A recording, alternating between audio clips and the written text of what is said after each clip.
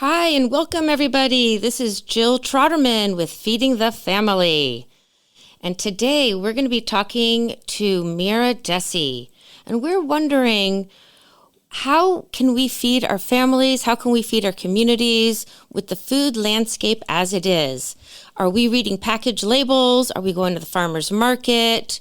How prepared are we for living our best lives and the most healthy lives? So I'm going to read a little bit about Mira Dessy.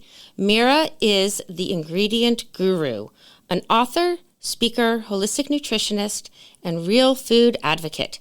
She emphasizes the importance of a healthy lifestyle through whole foods. After experiencing years of debilitating digestive issues and health challenges, Mira realized the healing strength of food after she learned to eat right, slowly but surely regaining her health. Her recovery and its connection to food and eating made such a powerful impact that she returned to school and earned a certification as a nutrition educator. Mira was inspired to share the knowledge she gained on her journey to better health and wrote The Pantry Principle: How to Read the Label and Understand What's Really in Your Food. Mira's mission as the ingredient guru is to help people feel balanced, healthy, and to support them as they work to achieve their health goals. Mira focuses on education, knowledge, empowerment, coupled with the valuable lessons she learned in her own journey to health to support and encourage us all to eat well and be well. I love that. Welcome, Mira. Thank you, Jill. It's so great to be here with you. I'm really happy to have you on. So you've been on this journey for quite some time. I have so my own personal journey is over 20 years. My professional journey is almost 20 years. Wow. And like many of us in the health practitioner field, it looks like from your bio that you had your own digestive challenges. Is that what prompted you to get into the nutrition world? Actually, so some of it was digestive, but I actually had an immune system collapse and wound up being diagnosed with multiple autoimmune disorders and really struggling to do well, and wound up having to leave my job. I was living my life on the sofa mostly, unable to take care of my children. Like I had to choose between doing laundry or feeding my family. It was really challenging. And then as I slowly began to reclaim my health, I discovered that I felt I taught myself everything I thought I could. And as you said, needed to go back to school. And so I did. That's fantastic. I have a similar journey, honestly. I went to the medical doctor. They could offer me no help except for pharmaceuticals. There was no getting to the core. And yeah. I just thought wow, what kind of medical system is this? That's really why I went to school as well. It sounds like we have... Sorry, I was just going to say, I think one of the challenges, I have been the beneficiary of some very wonderful doctors in my life. However, very few of them ever speak about the importance of food. And that really was the missing key for me and for many of my clients. I think most people, the people that I work with in my practice, it all comes down to food. I mean, there's the mental health, yeah. There's your attitude, there's the affect of the human, but eating is one thing we all do. Yes. To survive. Yes, absolutely. Right. Mm-hmm. So what did you find when you were going to school and then doing your practice were some of the things, I know you're really interested in ingredients. Yeah. Right? For me, yes, absolutely. And I consider ingredients to be so foundational because there's all kinds of information that says, oh, eat these foods, don't eat these foods, but we're not talking about what's in what we're eating. And it turns out that there is a lot that can be added to food, even if it, sounds good. People say, oh, eat more vegetables. Well, how were those vegetables grown and how were they processed? And what is in that meat or that dairy or those eggs? And so that really was a major key for me. Myself, I consider to be one of what I call the chemical canaries. Chemical canary. That's how you felt you were. You were a chemical canary. Yeah. Right. They used to send canaries down into the coal mines with coal miners. Yep. And if the canary passed out, it meant that the air was bad and that they needed to get out. Well, there are a whole bunch of people who have these, quote unquote, mystery illnesses. And the doctor goes, well, your labs look good to me. Like, I don't see a problem. But they're responding to what's in what they're eating. 100%. Yeah. Mhm. And as we learn to remove those from our diet, all of a sudden we start to get better. Yeah, I want to ask you, where do people start? Because the latest statistic, which has gone up, the statistics get worse and worse, unfortunately, not better and better. So it just means we have more work to do, Mira.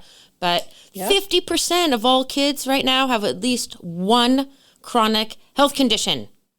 Yes. That's like, I'm flabbergasted. It's shocking. It's very sad. We're not talking about scraped knees or a broken bone here and there. We're talking about diabetes and cardiovascular issues, mental health, digestion, all kinds of things that are really lifestyle diseases.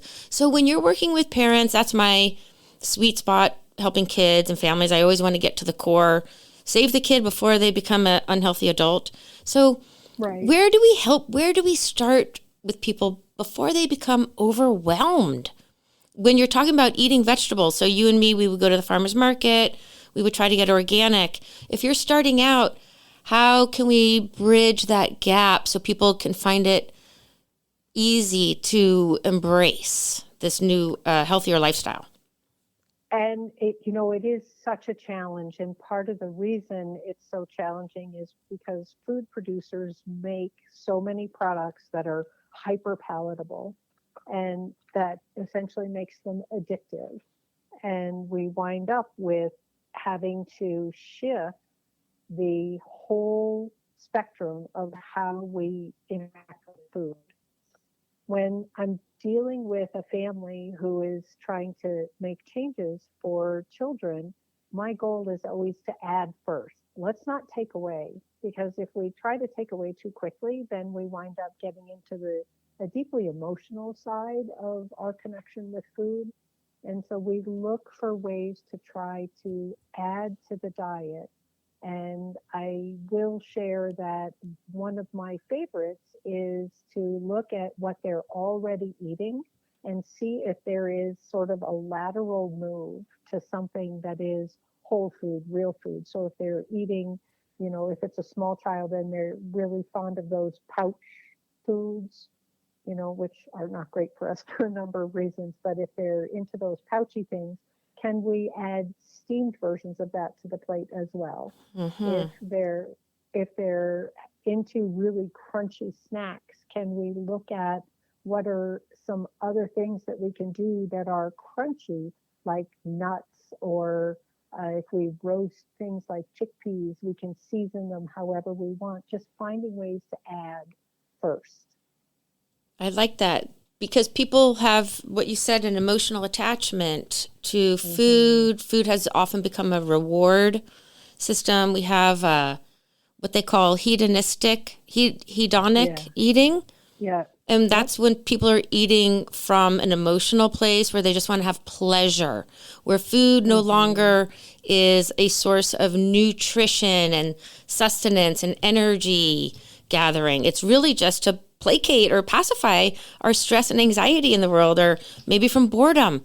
And then they make these highly palatable foods like you're talking about. Can you share with people what are highly palatable foods? And I like the lateral switch for parents. So people are making the switch. They're going to add some great crunchy roasted chickpeas. I love that. Some carrots, some snacky, yummy stuff. But what are the highly palatable foods? What happens with the brain? Well, unfortunately, many of the highly palatable foods are, first of all, laden with sugar. And we are biologically programmed to seek out sugar. From millennia ago, when we were fighting off the bears and other animals for sweets, for fruit and honey and that sort of thing, we still have that deep seated craving for it. We were never designed, however, to live in this time of overwhelming abundance. Mm-hmm. And so they put sugar into a lot of things. For example, if you look at things like spaghetti sauce or crackers or things that are meant to be savory foods, many of them have added sugars. Hmm. And then in addition to that, there's a really great book by Michael Moss called Salt, Sugar, Fat. And he talks about how food producers look for something called the bliss point. And that is the perfect balance of salt and sugar and fat that is just so balanced, so nuanced that you cannot stop eating it because it's perfect. And it just becomes very, very addictive. And then we also, of course, there's not so much straight up MSG in our food. You can still find it, but not as much. But there are a lot of MSG analogs. And so when, autolyzed yeast, for example, or hydrolyzed things, and those open up those same glutamate pathways, and that just makes us want more, crave more. Mm-hmm. And they tend to be found in a lot of the snack foods. And then unfortunately, our bellies are full, but our bodies are empty. There's nothing in the gas tank because you're so full from the snacks. There's no room left for the nourishing foods. Right. And then the body still will crave those nutrients that it didn't get. Mm-hmm. Mm-hmm. Right. Exactly. And can you share some more about like emulsifiers and guar gum and carrageenan? Oh, yeah. Are those things that you could share about? Because it sounds great. Like seaweed. Who doesn't want some seaweed in their snack? I'm talking about when people are looking at their labels and then you're reading all those ingredients. Sometimes you get to the bottom ones and you're like, that doesn't sound so bad. Like that sounds kind of normal and right. But then really it's not, especially when we're overeating these things. They accumulate and our bodies have to detox them. So are those things really bad, guar gum and carrageenan? And can you demystify that for us? So carrageenan is one of those ingredients that I believe nobody should eat. It is really, there are so many studies that show significant health problems, especially digestive problems. And I will say it comes from a red seaweed. And when that seaweed is cooked according to traditional means in the areas where it grows, it's not as overwhelming to the system. It's because we're extracting it and then processing it. And so then it becomes really, really challenging. And there are a lot of studies that show that it is tied heavily to ulcerative colitis-like symptoms. Which is not great.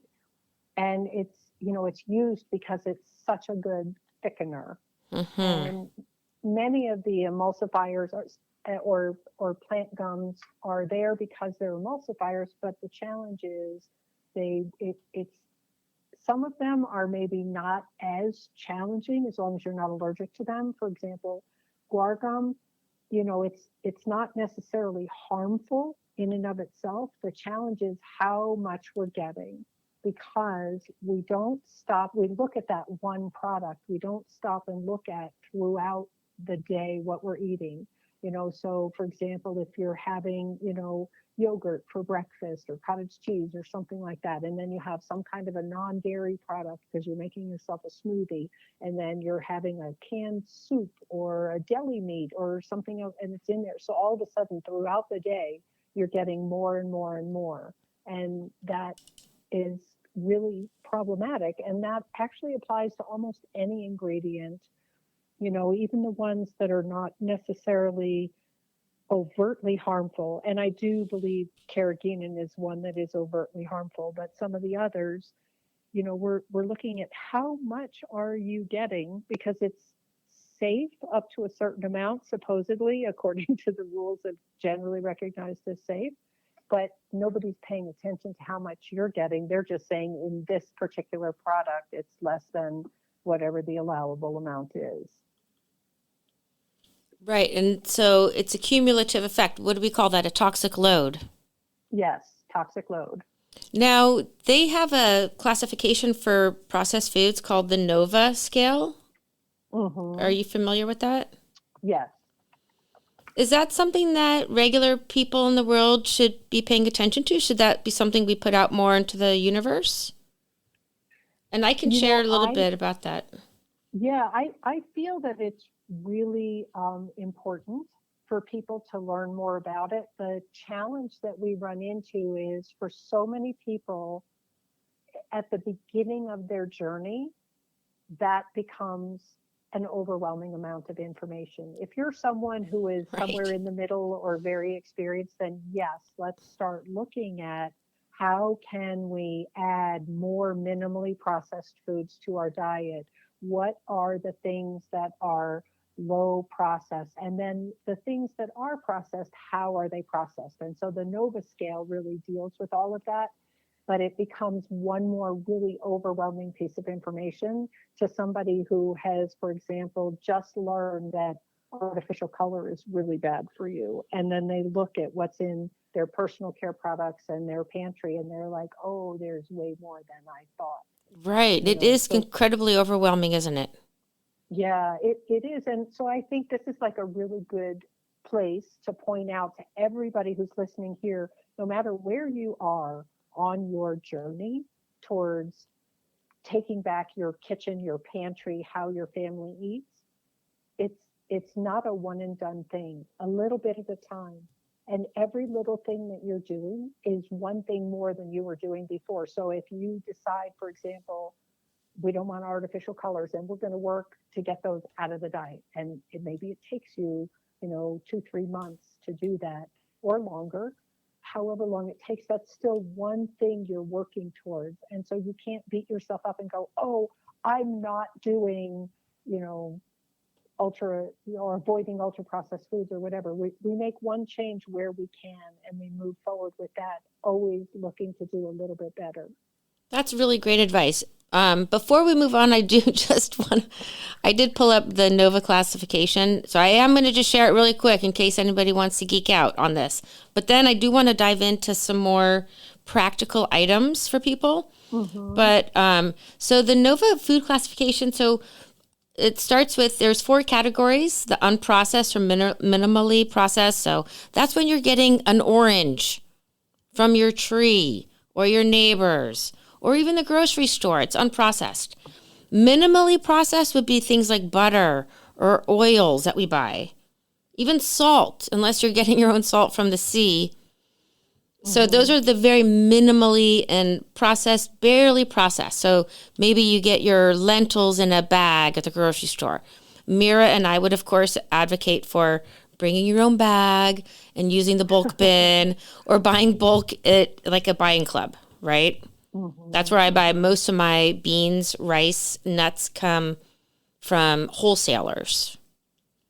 And then I Mm-hmm. package, put all my foods either in jars, glass jars, or in the freezer for long term storage. And I do want to talk to you about your pantry survival stuff too. And then Okay. the 4th category is processed foods. So those are things like breads, jams and jellies. Those are the times when we really want to start looking at the ingredients. Those are when you're going to see the guar gums and the carrageenans and the other additives that are suspicious. Mm-hmm. The final category, those are the no-nos, the ultra processed, the highly addictive, highly palatable foods, where everything barely, there's nothing recognizable, like a Gatorade or Right. A frozen pizza. a frozen pizza or weird random cookies that used to be fun back in the day, but not anymore. Ice cream. So those are the 4 categories. So wherever you are in the world, like Mira said, start adding in the good stuff and don't worry so much, but slowly start reading your labels and ingredients. Does that sound like a good place for people to start, Mira? I think that sounds great. And again, some of it, when I'm working with people, I talk to them about evaluating things on a good, better, best scale as they're ready to make changes. So if you're someone, for example, who's buying orange drink, which is not juice, by the way, it's a drink, which means there's a lot in it and it's highly processed. And then we look at shifting, can we shift to orange juice instead of drink, and single ingredient, fresh squeezed orange juice. And then from there, we go down to that orange that you were talking about. And the beauty of that is, if you look at a glass of orange juice, for example, it's got the juice of 4 to 5 oranges in it, depending on how big they were. it is a lot of sugar and no fiber. So your body just absorbs that sugar right away. I kind of defy anybody, aside from a competitive eater, to down 4 or 5 oranges in sitting. Like, there's a lot of fiber in there, and it fills you up, and it slows down how fast your body can get to it. So again, that's that lateral shifting. We make these tiny changes a little bit at a time and learn how to move to something that is going to be more nutrient dense and better for us. Yeah, that is a really fabulous way of looking at it. So kind of bringing it back to the basics. Yes. Right? So if you're having a pizza from a commercial store or a frozen pizza, maybe start bringing that down to a local pizza place where you know their ingredients are sort of fresh. And then maybe the final step would be you making your own pizza, where you're making your own dough and having fun in the kitchen with your kids and fermenting it for a minute and maybe making it a fermented rise and adding your own fresh ingredients. Is that the lateral switch? That can be a great lateral switch, and the other thing that I also want to share, I actually just wrote an article about this recently. As we're making these changes, we have to remember that not everybody in our family or our social circle is on the same path that we are. And so sometimes you may be choosing to eat differently at home, and you go over to somebody else's house and, you're at the point where you're making your pizza from scratch and you're having a lot of fun with it, and your kids are in the kitchen with you. Everybody's decorating your own pizza. Like, it's a great way to enhance mealtime by cooking together or cooking together. And then you go over to somebody else's house and they pull out a freezer pizza. Like, we can't start lecturing, and we can't go, oh, I can't eat that. Like, unless you can't eat one of the ingredients because of a health condition, so food is such a challenging issue. I know. And when we're starting to make changes, we have to remember that not everybody eats the way we do. And so the thing we can be most, in charge of is what's in our own home. And then we love the other people who, make a box cake mix for us, and we say thank you very much. Right. Oh, so many funny things are coming into my mind. There is a meme about a woman who goes to a friend's house, and she's like over the top, nutty, healthy, kind of crunchy girl. So the friend brings out water. She's like, no, it's okay. I brought my own cosmic water with my crystals in it. I've blessed it already. And then the lady comes to wipe her counter with Clorox bleach, and she's like, no, I have it with my vinegar. I don't know if you saw it. It was very funny. So we don't want to be that friend, where you're bringing your own bottle of wine because the other wine has sulfites in it or something. But right. But right. And yeah, go ahead, Mira. No, go ahead. Oh, I was just going to say, and sometimes, if we are doing the things that we're doing, people may notice and say, hey, talk to me about that. That's a perfect opening. But don't walk in and go, oh my gosh, I can't believe you have that. Did you know? Blah, blah, blah, blah. Like, nobody's going to invite you over. You don't want to bring out your PowerPoint? No? What? Oh, good to know. So here's a really funny story. When I was in school and shortly after graduation, I realized that I had to really stop because I would look at other people's grocery carts. Yeah. I would be making judgments. Right. Like that. Luckily, I didn't try to talk to somebody about it because that would have been really rude. But I would look and I'd be like, what's wrong with them? Now I realize, like, everybody is at a different place. I don't look at anybody else's cart. I don't want them to look at my cart. Like, we're doing our own thing. If you want me to help you, I will take you to the grocery store. I will go through your pantry with you. Like, there's a lot of things we can do, but we don't make judgment. So don't judge me if I'm in the grocery store and somebody puts a bottle of Coke in and I take it out. You're saying that's not right? No, I was kidding. But it's true. We don't want to judge. When my kid was really little, I have 2 boys, and I was on this journey way, way, way back before it became maybe popular. But I would have to counsel my kids, like, please don't make comments on your friends' lunches. Because my little son, he would come home very distressed Like, Abby, Mom, she has this in her lunch. I'm like, it's okay. She'll be fine. That's not your business. Just love her. Don't talk about it. Every family does it their own way. And I think that's really important. I wasn't going to bring this up, but people can develop eating disorders from being overly neurotic about their food. So I really love that you were sharing, just eat the pizza, don't question everything, because maybe the psychology, being obsessed could be more damaging with creating a stress response perhaps in your body. And we remember that it's being served with love and for community. Yes. You know, and I will share, so I have a funny story also about kids and food. And I share this to tell anybody who's listening, please don't do what I did. Okay. Pay attention. Don't do what Mira did. Let's hear. So I was really ill. And literally, I was so ill, I could not walk up a flight of stairs without lying down on the landing to recover in order to go to bed.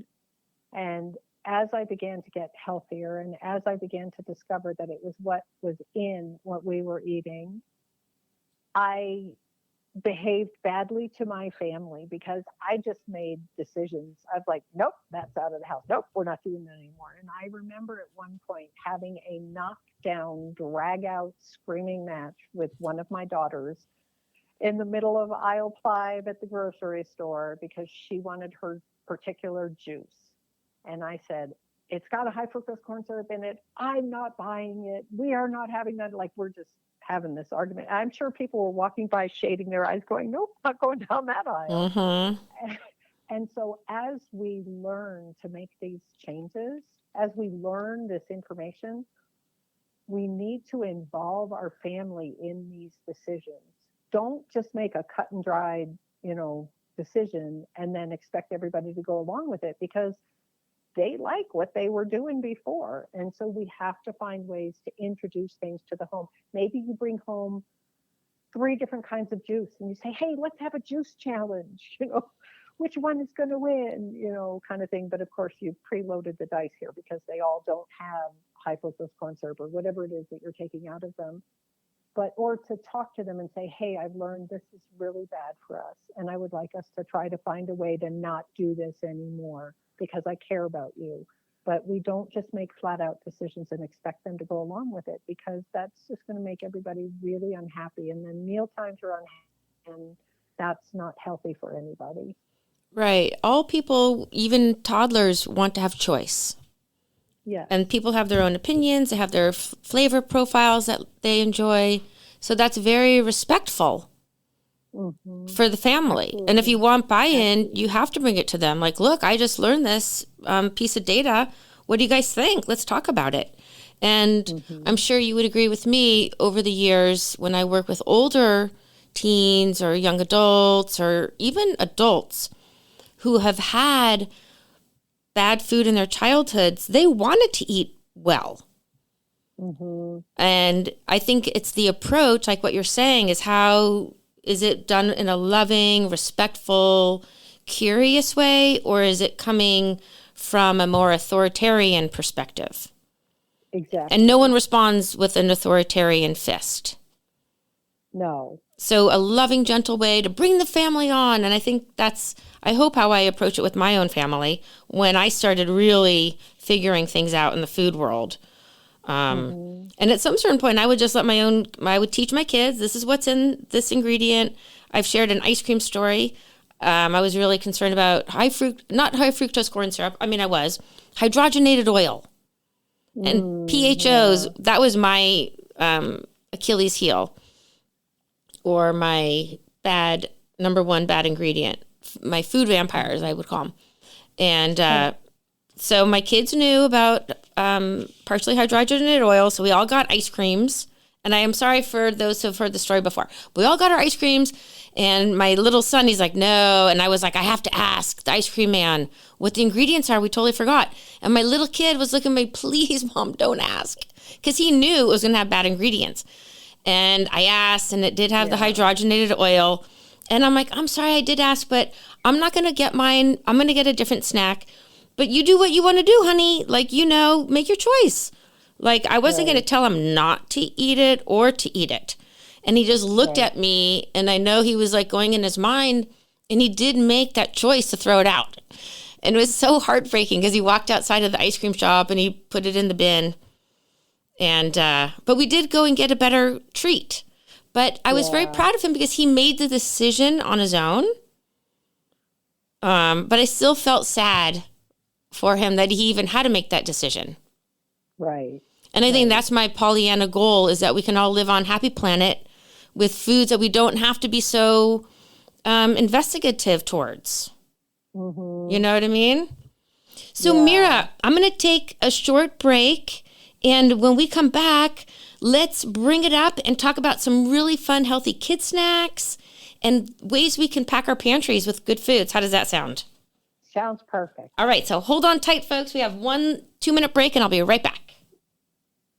Okay, folks, we are back, and I am in the studio, and my peer comrade is Mira Dessy, and we are talking about ingredients, and she is the ingredient guru. And Mira, I wanted to talk more about some positive stuff. So we know that the world's filled with all those bad junk foods. What can parents do, and families, and even just regular people have for healthy snacks? What are some easy? I love that you use that word lateral. I'm going to steal it from you if you don't mind. I'm going to start using that.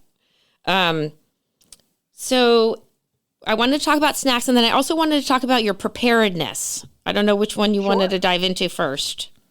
Let's talk about the snacks, since we were talking about that before. Yeah. You know, I think one of the easy ways to start is to look at the label and figure out what are the things that you're already doing that you don't want to do anymore.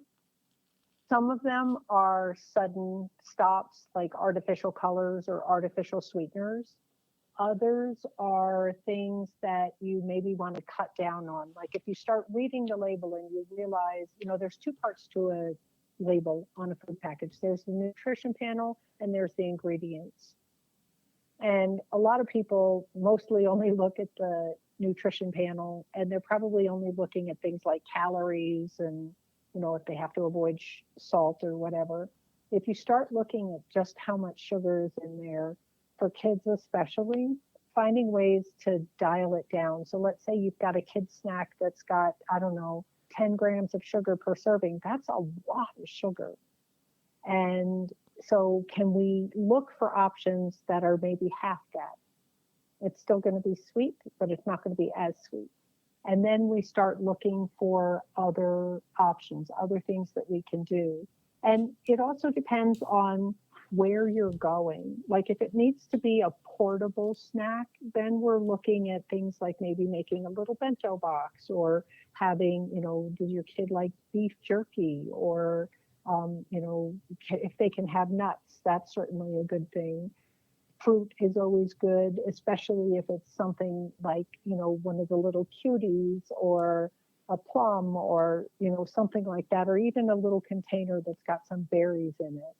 But again, with everything, I look to add first. So whatever your kid's doing for a snack now, even if you're cutting down, that, you know, looking for lower sugar or lower fat options for certain things, to add an extra something in there. Maybe they come home and they go, wow, you know what? I really like those raspberries, or those, you know, this beef jerky thing was great, or I like this meat stick. I happen to like some of the sticks better than jerky for kids. Okay. You know, they seem to like that shape. Right. Or a dip that you make or something. So adding something really special that they're like, wow, I didn't even know that was an option. Thanks, Mom or Dad. Right. Exactly. You know, and so if your kid is used to having chips, then cutting your vegetables in fun shapes and giving them a dip. They can have the chips with the dip, and they could also have the veggies with the dip, and maybe discover that they actually like the veggies, you know, and veggies are going to have some of that same crunch as a chip. Obviously not as much salt or whatever, but if they're going for the dip, then the dip potentially is going to have flavor, which is going to be really, hopefully, you know, encouraging for them to add that to their diet. And hopefully they're going to feel well, and maybe they'll start noticing a difference after a certain snack compared to another snack. I know that's how I feel. If I eat something really vibrant and full of life energy, I feel excited and pumped up. And if I have maybe a not healthy eating day or something that wasn't perfect or whatever, people can start paying attention to that you really do notice a difference. Yes. And I think the other thing too is we don't question them a lot about it. We can say, oh, did you like this thing that I added? If they don't mention it, did you like this thing that I added to the snack? And, some kids are going to go, yeah, that was great. And other kids are going to go, uh-huh. And you go, great.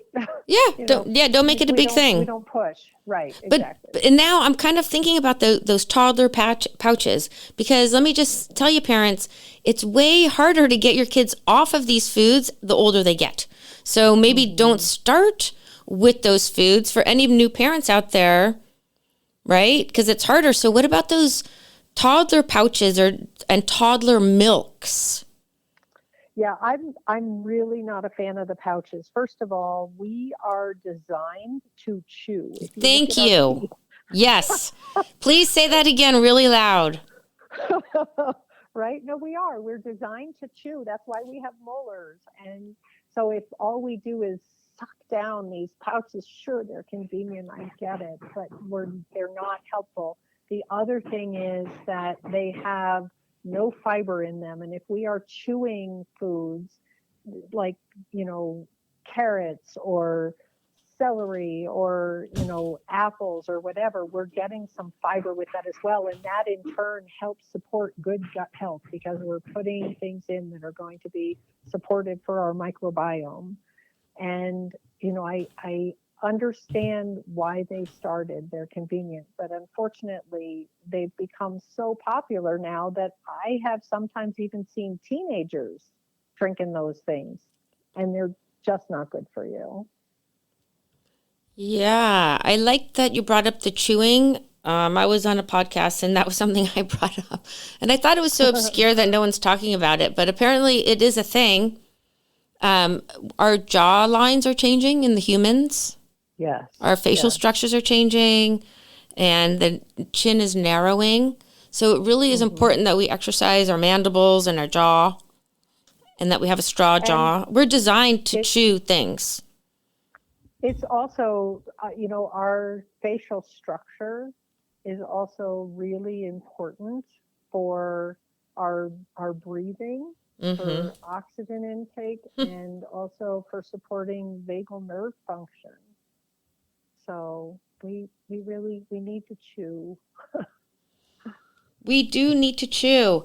And okay, so once we have our pantry stocked with our beans and our rice and our grains and healthy snacks for the kids, nuts and seeds, pumpkin seeds, I love for a snack. Toast them up with some little tamari on there. Yum. Yum, yum, yum. So good. Now, you're really into preparedness. That's like your side hustle, or maybe it's your main hustle. And I'm always so curious. Side hustle, but still, yeah. I mean, it's become a big thing. So why? How did you get into that? I'm so curious. And yeah, absolutely. Like, do you have an underground bunker? I just want to know. No, okay. I don't. But I have thought that it would not be a bad idea. Okay. Here's the thing. I mean, So for my family, we have lived a lot of different places across the country, and every place has something, so we've been through blizzards and hurricanes and major ice storms and statewide power outages, all kinds of things. And over the years, I really learned that if I wanted to make sure that my family had what we needed on hand, I needed to make sure that I had what I call a preparedness pantry. And I will say the biggest foray into that happened when we lived in Vermont. We lived in a small town, and the nearest grocery store was 25 minutes away by car. And if there was a major ice storm that shut down the roads, I could not get anywhere to buy anything. So I had to have it on hand. And then, life goes on. I eventually went to school, became the ingredient guru, started talking to people about what's in what we're eating. And then all of a sudden one year, Hurricane Harvey came to town where we were living in Texas, and our home got flooded. My daughter's home got flooded, et cetera. All of a sudden we were, a bunch of people and a bunch of pets who were displaced, and we were really struggling to figure out what to do. And so I began to realize that we needed to ramp up our preparedness plan. And I started learning from other people, and I started studying. And then all of a sudden, one day I realized that it fit perfectly with my viewpoint as the ingredient guru, in part because I started talking to my clients about this and realized that many of my clients have very specific dietary needs. And Right. Hello? Get to the grocery store because you're cut off. If you don't have what you need on hand, it can be. And I'm not talking about the bunker. I mean, I think that's kind of a fun idea, but from what I understand, they're very expensive to build. And also no shade to anybody who's like, I have a year's worth of supplies. Like, good for you. That's great.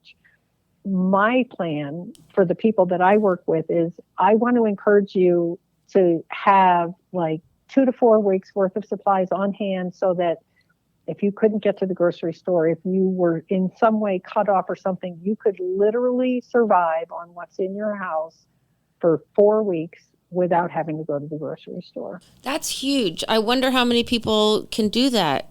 City dwellers. I have friends that I'm like, wow, you have nothing in your refrigerator, because they just go shopping or they eat out.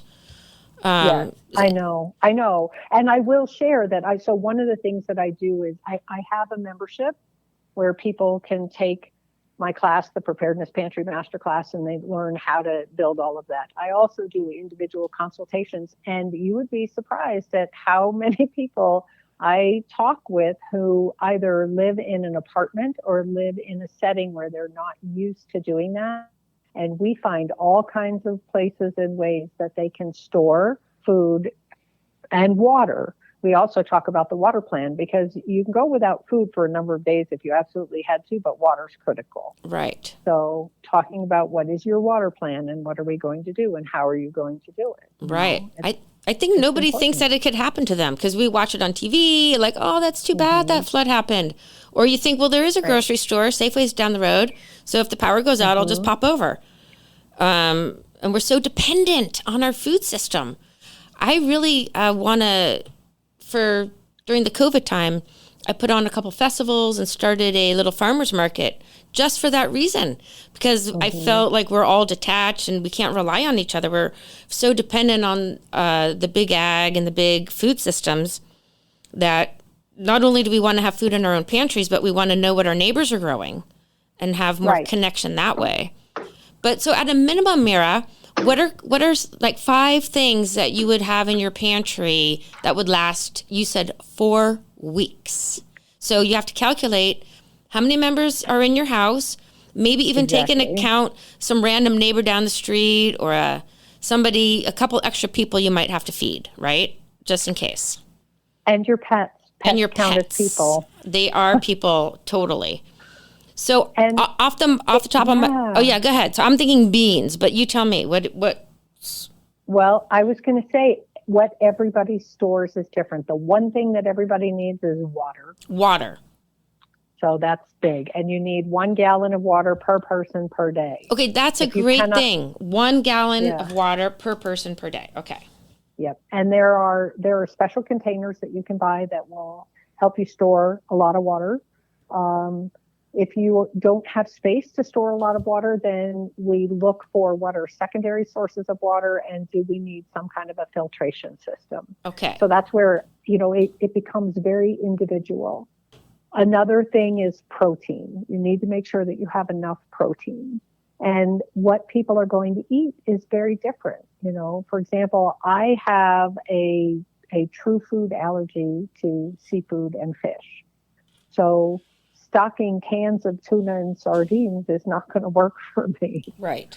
So we have to look at what it is, but you need to make sure that you have that. You're going to have the meat sticks, whatever those are. Right. So we could have those, or we can also have, I will share that I have canned meat. I have meat in my freezer. Mm-hmm. I do have beans. I also have dehydrated meats. Right. Freeze-dried meats. Okay. So there's that. I also encourage people to make sure that you have vegetables in one form or another, whether it's in the freezer or it's canned or it's home canned or it's freeze-dried or it's dehydrated, so that's something. And I will also share, there's some of the myths that I ran into as I was learning this, and then as I began to work with people doing consultations about their particular pantries was don't buy it just because it seems like a good idea.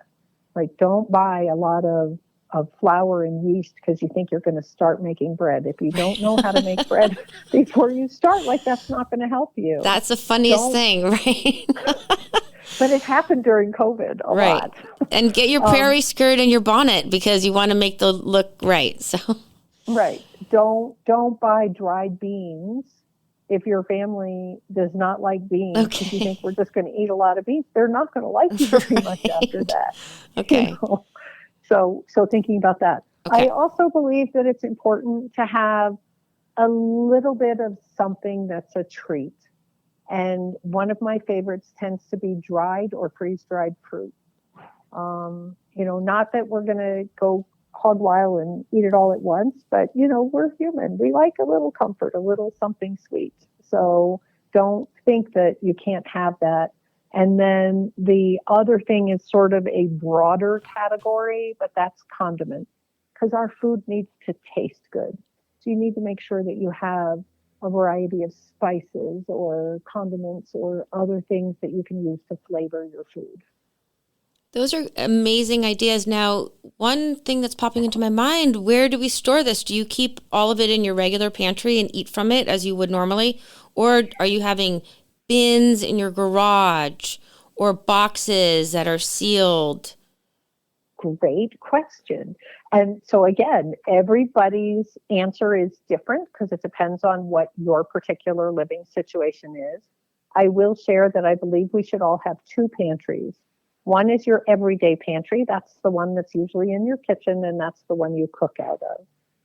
The other one is your preparedness pantry. And that, if you happen to have a big enough kitchen, can be in your kitchen, or it can be somewhere else. And, where it gets stored is based on your particular situation. Some people can, use under the bed, for example. You can buy those under the bed containers that they sell for Christmas wrap. They happen to be great for storing things. Fair. Especially those apartment dwellers, because I'm literally thinking of my friend who lives in San Francisco, and she doesn't have any body fat. So I'm very worried. I'm sure I could live definitely a month on my extra storage, but okay, I'm kidding. Yeah, but under the bed for storage. Under the bed can be a great storage place. Some people have furniture that has, space in it. Like, do you have a dresser that's got an empty drawer? Do you have a shelf in your closet that you can utilize? Like, this is where an individual consultation sometimes, because I can't give you one answer Understood. for everybody. For sure. But the most important part is, for so many of us, it becomes looking at those tucked away, unused spaces. And so then you need to make sure that you have a worksheet or a journal or a something that tells you where everything is so that you don't forget anything. Perfect. Well, this has been such an amazing conversation, Mira. Thank you. I want to ask at least 30 more questions, but we'll have to do that another day. Sounds great. Well, this has been really fun. I've really enjoyed talking with you. Yeah, same. And so some takeaways are that we're all individuals. So really honoring that. Wherever you are in your family, love and honor your beauty and your wonderful family, and start wherever you are in your health journey. And where can people find you, Miss Mira? Well, so I am at theingredientguru.com online. I Twitter, YouTube, Instagram, all of that. I'm also on Substack as miradessy.substack.com. I share a newsletter called Food News You Can Use every week. So those are the best places to find me. Sweet. So Mira Dessy, and she's the ingredient guru, and I am Jill Troderman with Feeding the Family. We are streaming from Santa Cruz Voice. That's santacruzvoice.com in beautiful Santa Cruz, California. And before we go, I want to share that I am hosting a class series coming up starting August 5th. It's going to be an online Zoom class called Unpackaging Your Kids' Diet. It's not necessarily getting off of packaged foods, but really what Mira and I are talking about, finding really beautiful ways to turn the boat around towards a more healthy lifestyle. So please check out my website, jilltroderman.com, or santacruzholisticnutrition.com.